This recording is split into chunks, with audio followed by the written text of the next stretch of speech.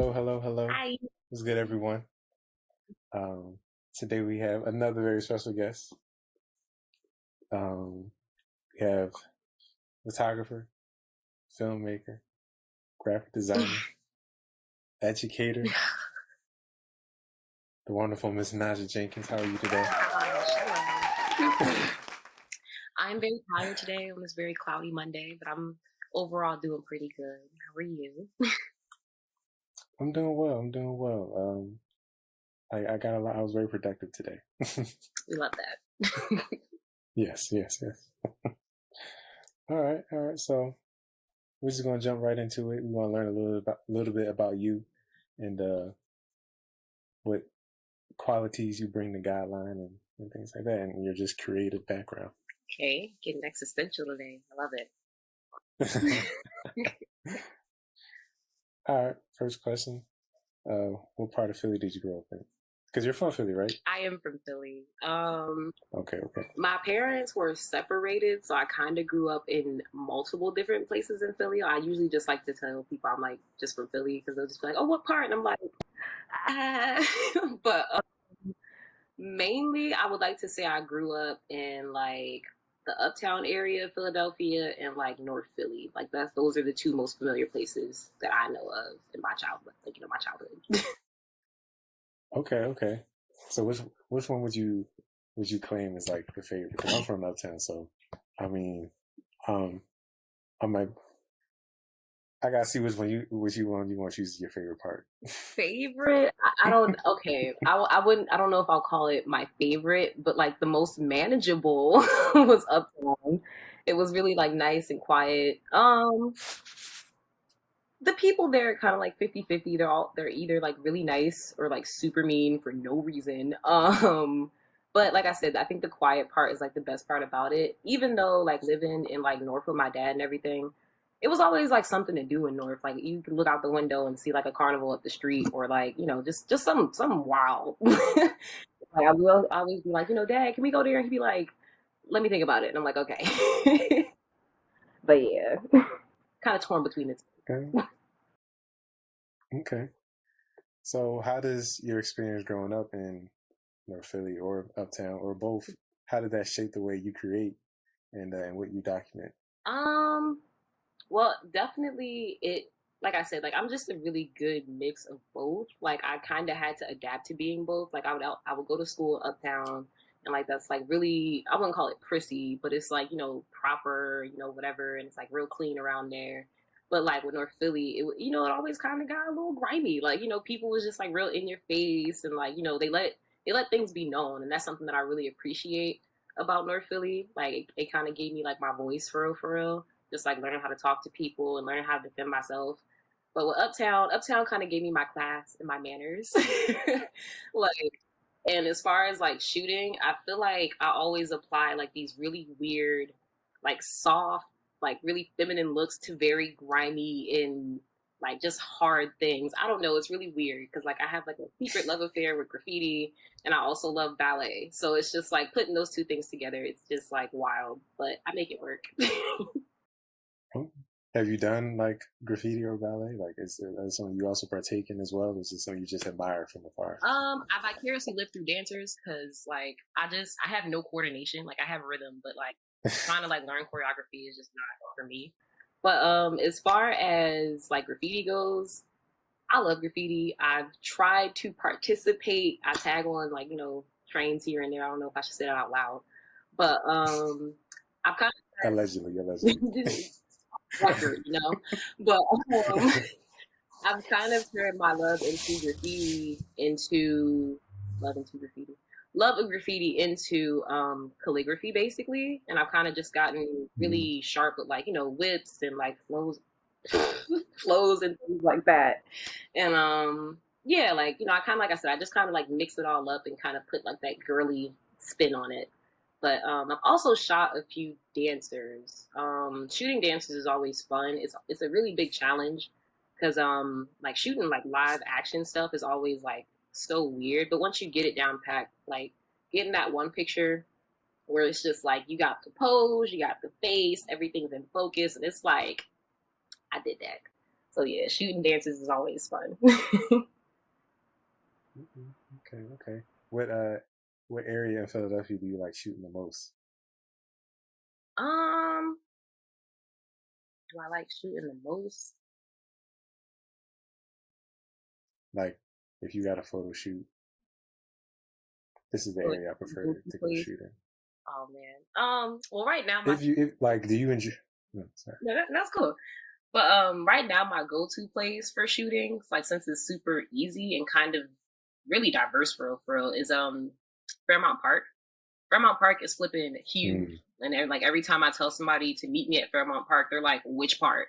And like I think that's the coolest part about it. They have the part where you got like the Japanese cherry blossoms, you have the part near closer like to the man center. That's basically all just like greenery and kind of like stone and marbles, kind of cool.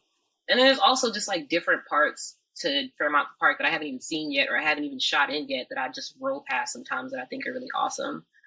Um any other places? The rail park is a pretty good place to shoot in Philly. It's like this little like back street kind of attraction kind of thing. It used to be like an old train, like an old like tractor train trail, and they turned it into like this walkthrough park. And I think shooting around there is really cool, especially for beginners. If you don't know what to do with just a person in a landscape, you could definitely mhm. take them there to like sit, stand, put them up against textures and colors and stuff like that. And yeah, those are the only two places that come to mind right now. Okay, okay, okay. Uh, now I was trying to see like does he like shooting Uptown more or shooting more? But like I see like you like to go all over the place, and like I also was wanted to ask like is shooting outside like one of your favorite things to do? Hell, Like you prefer like shoot outside or in the studio? outside for sure. Like I just love being Hmm. outside. I've always liked being, as contradictory as it sounds to being somebody who's from Philly, I love being in nature. There are like really great like green spots in Philly where there's a nice mixture of like industrial and like nature, and I think that's like the best pair ever. As far as shooting in studios, I love shooting in studios. Like, don't get me wrong, they're really nice. But the only way I can really thoroughly enjoy shooting in a studio is if I have like color gels. Like I feel like just like a white background. You can do that outside. So it's just like, why not use the sun? But yeah, outside for sure. Gotcha, gotcha. Okay, well, in a previous little, one of your clips and get to know Nasya on the Guideline Media and Lil Filmmakers Instagram pages, y'all should go check that out for those watching. You mentioned that you started out as an illustrator, and it's something that you still do today. But I feel like your camera work, your filmmaking work, your photography work, I feel like that's taken more of the forefront. I don't know Oh, over time. my bad. So yeah, so I was just going to ask you, who was the first person, or what made you pick up the camera? Like, who put a camera in your hand, or did you like watch TV or something? You like, oh, I want to do that. Like, How did the camera find its way? All right. So my dad has always been my inspiration when it comes to art. Like he literally, we used to go outside and like shoot on like those little like kind of cameras. Cats, And yep. like he Mm-hmm. would go and develop the film. We would go through the pictures for hours. Like it was just so awesome. And like I said, I kind of have like a background in illustration, but when I got to college and I went to college for illustration, I was like, I hate this. And it kind of like ruined illustration for me, unfortunately. But I was just like, I want to get into something else Oh, that's really, artsy and kind of cool. And I had thought about the fact that I did photography in high school for the yearbook, which was really awesome. It basically started out as like sports photography, and I did like some phone photography whenever we went to like college trips and stuff like that. But it was really the sports photography that got me, because it was like first of all you get to mm-hmm. leave class early, which was awesome. But like, but when you go to the games and you got all the energy and all the people and you got the players like scuffing up and down the court, it was so cool. Like I said, kind of like the same thing with dance. Like you just get that shot of the ball in midair before it hit the ground, like just going up for the whatever. It was awesome. Like, and I kind of just wanted to keep doing that. So I was just like, I'm gonna just go to the Klein School of Media and Communications and major in media studies and production, MSP, something like that. And I just fell in love with it. Like, it was so weird because if you've ever watched TV and you ever seen like those like little scenes where you got like all these people on set and like these big old heat lights and everybody with like their little headphones like trying to communicate with each other, it was just like so cool. And I also love working with people. I really do like team efforts, and I feel like with being an illustrator, there was just so much time with me being isolated and spent in a room just like huddle over trying to like get these sketches together, and that was really depressing, especially when I didn't want to do it. So definitely getting like out, like giving myself an excuse to communicate with people and team build and stuff like that. I definitely love picking up a camera. And video photography from high school kind of turned into videography just because photography got kind of limiting a little bit, because like you can tell a lot more of a story with a video than you can a picture, and that's debatable or whatever. But I kind of like doing both and dabbling in between both, and like they kind of help one another, which is really cool. Like shooting stills for a video, or shooting a video based around a photo shoot. I think that stuff is really cool. So Definitely. So I want to get into some of your previous work. God.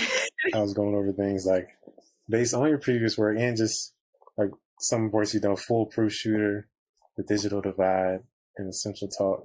And just from spending time with you, like working together and things like that, I've noticed two very prominent things about you. One, you seem to really enjoy just educating people and sharing knowledge.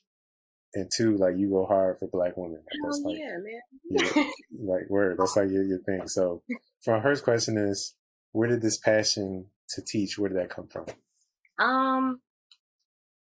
Also, you did your research, which is really impressive. I was not expecting any of those things, but awesome. Cahoots. You know what I'm trying to say. That's what I do. What was I about to say? Teaching. My inspiration from teaching came from pretty much all the amazing teachers I've had. Like, if that's one thing that I can attribute to Philadelphia, all of their educators have been flipping amazing. Even the ones that you don't necessarily like, they are very well versed in what it is that they're teaching. And the biggest inspiration for me teaching people was my elementary school. I feel like I kind of grew up in like the golden age of like after school programs and like extracurriculars, because with the elementary school I used to go to, FS Edmonds, which is right off of Boron or something like that, there was like every time we came to school, it was just something new. Like it was so wild, because I like to this day they still have a mural that I made when I was in like second grade still up on the wall. Like, I don't remember which part I made, but it's still there. And, shout out to Miss Buck, shout out to Miss Killen, shout out to all my teachers that remember me, because, like, they really taught me a lot about being a good person, for real. Like, that was something that I feel like I picked up in school a lot, was, like, empathy and, like, learning how to communicate with other people. And that's just something that I feel like most people should be good at, or know at least. So that's something that I really, that's a reason why I like to teach. I like to just be open with people. It's not even about, teaching somebody something new. I feel like anybody can teach anybody something new, but it's really about just being in a space where ideas can, flow freely and nobody has to be like judged. Everybody can communicate like adults, kind of. So, yeah. Is that why it was maybe important for you to do your documentary on like the digital divide and the lack of internet and access that was for Philadelphia children during the coronavirus pandemic? Well, another part that I like about teaching is like schooling people, for real. Like, because there comes a time when somebody comes and gets in your face about how, the struggle that you have is not relevant, and you just got to pull out all the facts. And with documentaries, I love shooting documentaries and teaching things through documentaries, because there are a lot of people who don't get, a platform that they deserve, especially to tell the stories that they need to tell. It's not necessarily a story, it's an experience. Like, they're still living through these things. Some people were literally like denied access to internet. Some people were literally told to go into parking lots to find internet. Mind you, this is at the height of the pandemic. That is, it should be illegal. And nobody was really doing anything about it on like a higher level. So you got, all the artists and all the citizens coming together, and it's just like, okay, we're tired of this. Fix it. And we got a good lump sum done. I'm not gonna sit here and say that, we're at the end of the fight. We are not for a lot of different things. But with this case in particular, I feel like we are working towards getting people what they need. And I feel like that's flipping awesome. Like I feel like that's also part of teaching people, because you get to hear out people who don't have what they need, and then you can kind of give them resources to get closer to that, or just give them what they need. Dope. The next question. Other than, of course, being a Black woman, is there any reason that you go hard and you really want to fight for Black women, and like just the progression of Black women? Like was there something that you saw growing up, or what fuels that fire inside of you? This is gonna be like a very asinine answer, but the experience of being a Black woman alone is enough for me to go hard for Black women. Like specifically, my real reason is because I want to have a daughter one day for sure. Like, I want to have kids, but I know specifically that I want to have a daughter. Am I in control of that? No. But if it does happen, I want to make sure that I do my part as a Black woman in today's, whatever, to make sure that she doesn't have to go through the things that I went through. Like the lack of protection on things like, school campuses, the lack of protection that women have, or people, in general have, just walking the streets at night, more specifically women, of course, but it's just like, people can't even walk the streets at night and feel, safe in a neighborhood that doesn't even look as bad as you would think it would. And, and it's all just because of your gender. Like, that's wild to me. Like, you want to kidnap me just because I have boobs? Like, you have boobs too. They're just flat. Like, that's super wild to me. And that's really dumb. Like, it's just like, I would love to make sure that my daughter would, wouldn't have to walk out of the house feeling like, oh my God, I'm a woman. I have to like cover it up. Like, no, like, who cares? And, specifically with Black women, I feel like a lot of the times, because I'm about to, if I could go on about this all day, I would. But it's just like, we work so hard. Everybody puts so much value into how hard Black women work and how strong we are. And my biggest thing about that I tell people all the time is like, I work this hard because I have to, not because I want to. And it's just like, somebody throwing in my face that I'm strong and that I work hard all the time. I don't want to hear that, call me pretty, take me out to lunch, like just do something other than call me strong. That is so tired and it's so played out. It's not even a compliment anymore. It's an acknowledgement. Like, a compliments and acknowledgement are two different things. So if you want to address me as a Black woman, tell me that my hair looks nice. You want to address me as a Black woman, open my door for me, all that kind of stuff. Like, I'm so tired of the strong Black woman narrative. Give it a rest. Okay. Give us a rest. Please. Speak on it. Tired. All right. So, can you explain the feeling you had when you walked in to the PA Ballet event at the Cherry Street Pier and you saw a photo that you took hanging from the rafters? Like, explain that feeling to me. Oh my God. So at first it took me 20 minutes to realize that it was up there, because I had went there to shoot originally. Like, I'm coming to the event, I'm like, oh yeah, we're about to see the screening of everything that we worked on. That's so awesome. And I was really like wondering in the back of my mind what they were going to do with the pictures, because I knew it was going to be like a gallery / performance / screening type ordeal. And that seems like a lot. So I'm just like, how are they going to fit that in there? And I'm like holding my, big old Canon trying to shoot these dancers who are opening up the occasion. And I just look up and I'm like, that picture looks so familiar. Like, who did this? So fire. And then I look closer and I'm like, wait a minute. That's me. Like, I was so hyped because it was huge. Like, I wasn't even expecting it to just be so big. Like, I'm thinking it's about to be like, little post-it size, whatever on a wall. And it's like, 20 feet in the air, 60 by 80. And I'm just like, yep, I did that. That's tough. That's tough. It was so cool. That's tough. And that's, I know that has to be a great film. I know that has to be a great film. So congratulations on that. Okay.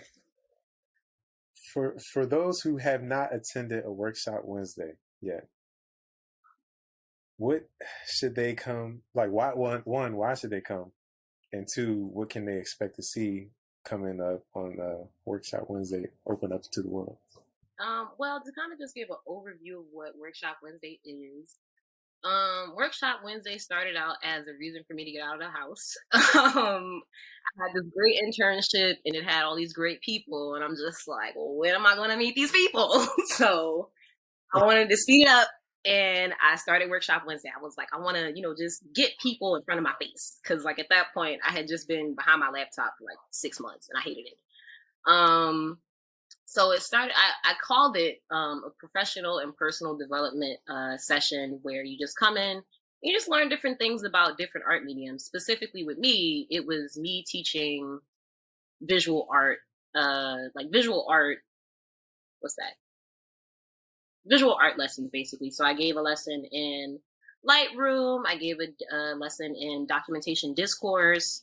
I gave a lesson in critiquing, gave a lesson in quite a few other things. And what I'm most excited about is the fact that we are bringing these to the public, which is really awesome in my mind. And what also makes these public Workshop Wednesdays so unique is that the people that I was teaching are going to be teaching y'all. And like, I think that is so awesome. I feel like that is one of the biggest reasons as to why I want people to come out, because y'all are smart as hell. Like, there's so many things that I've like learned working with y'all that I think other people should know. Like, and I don't think people should be gatekeeping like creativity. I feel like that's kind of part of the problem as to what we have going on in the city. Everybody's kind of just like, mine, like this is my intern, and this is my like, corporation. It's just like, but what about everybody else? And my biggest thing is that I want people to feel included. I want people to be inspired, because there's just so much going on, and